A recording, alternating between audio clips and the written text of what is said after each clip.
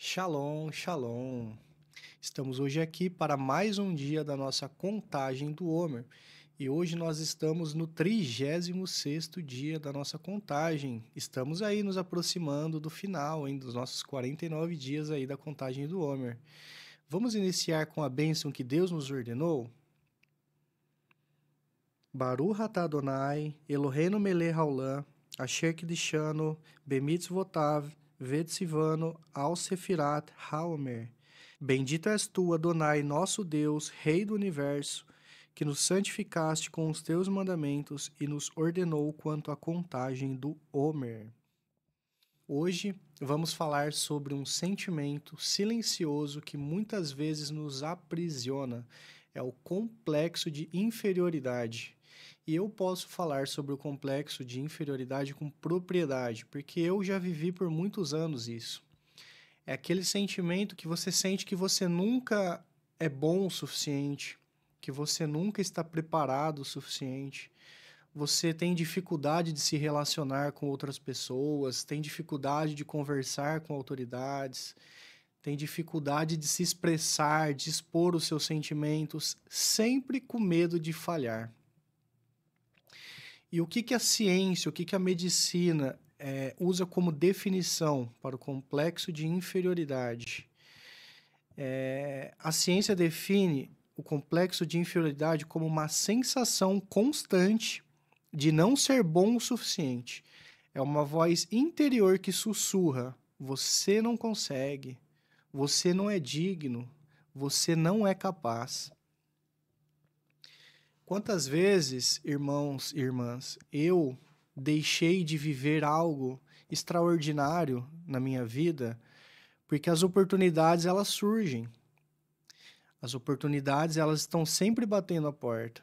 Só que enquanto você não vence esse complexo de inferioridade, você se fecha.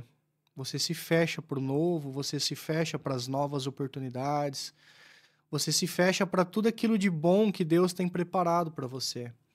Porque você não se sente digno, você não se sente capaz, você sente que você não está pronto, você está sempre com medo de falhar, com medo de decepcionar alguém. Mas não é isso que Deus quer para você. E vamos hoje aqui analisar como que o complexo de inferioridade pode afetar a nossa vida. O complexo de inferioridade, ele afeta a nossa vida na área emocional, que é onde surge a insegurança, a autodepreciação, o medo de se expor, é aquele receio de tentar algo novo e falhar. Você está sempre com medo de tentar algo diferente daquilo que você está acostumado. Você está com medo de ser confrontado, e é onde você prefere ficar na zona de conforto e fazer somente aquilo que é confortável para você. Mas o evangelho, ele está sempre nos confrontando a sermos alguém melhor a cada dia. Então, não é coerente um cristão sofrer de complexo de inferioridade, porque ao mesmo tempo que o evangelho nos confronta a sermos melhor a cada dia, o complexo de inferioridade quer que nós nos mantemos e ali na nossa zona de conforto. O nosso complexo de inferioridade está sempre falando para a gente: não, tá bom assim como tá. Não precisa mudar, você não precisa ir além disso. Você é assim mesmo, você nasceu assim. Para que você vai tentar algo novo, algo diferente? Para que eu vou crescer?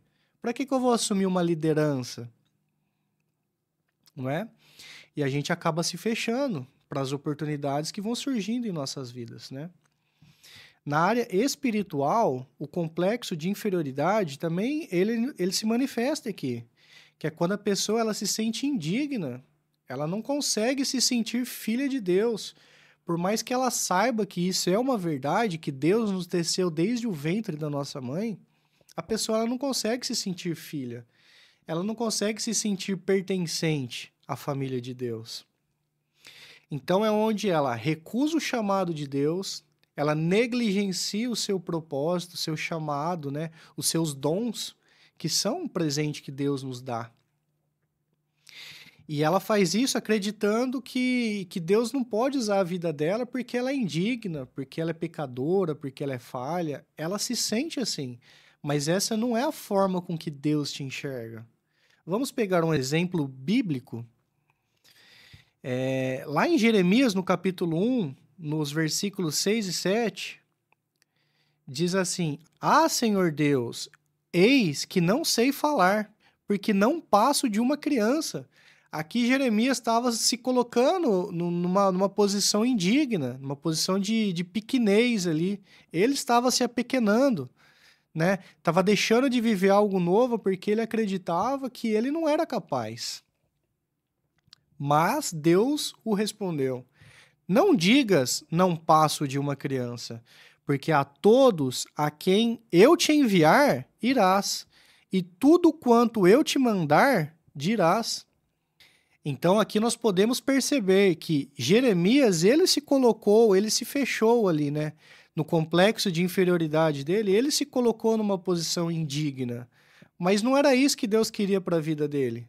Deus queria algo muito maior para a vida dele. E o complexo de inferioridade também afeta a nossa vida na área de relacionamentos.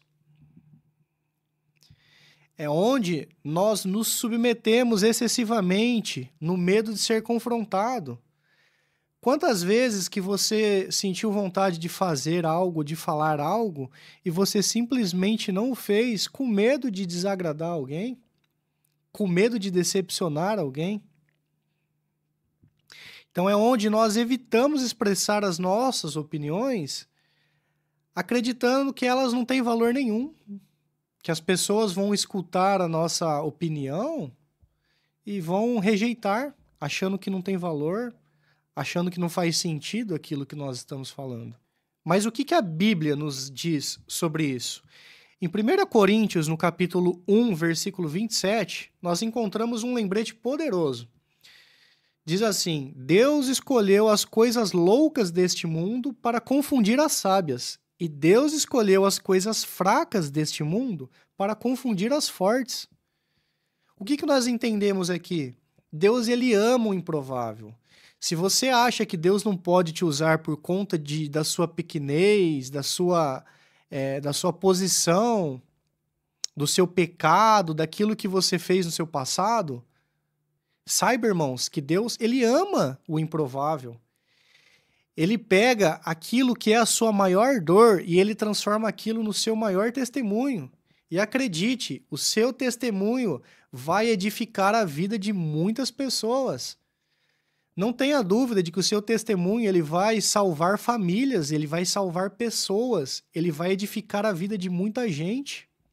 Não se sinta indigno, não se sinta pequeno. Entenda o que Deus quer fazer em sua vida. Em Isaías, no capítulo 41, no versículo 10, também nos traz um consolo. Diz assim: Não temas, porque eu sou contigo. Não te assombres, porque eu sou o teu Deus.